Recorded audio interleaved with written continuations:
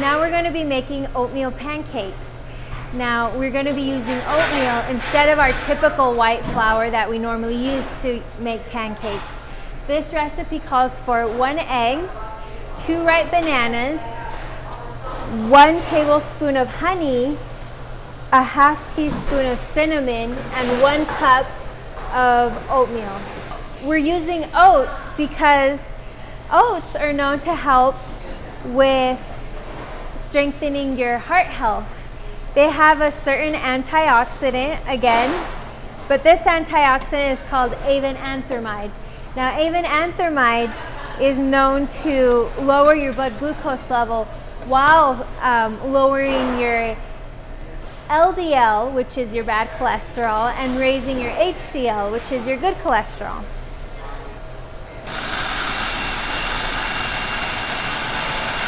We want to set the oats aside because what we're going to do now is we're going to be mixing our wet ingredients.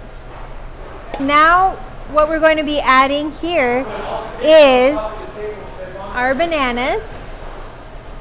Now bananas are famous for their fiber content as well, and fiber helps with controlling and managing your blood glucose levels. So we're going to have 2 bananas, 1 egg,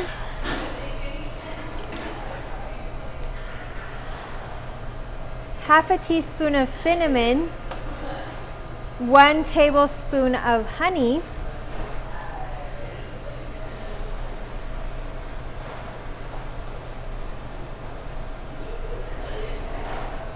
Now we will be using honey as our alternative to regular table sugar. Even though honey also raises your blood glucose, it doesn't raise it as much as regular table sugar, which is why we're using honey in this recipe. Once we get it to a liquid texture, we want to add our oats back in.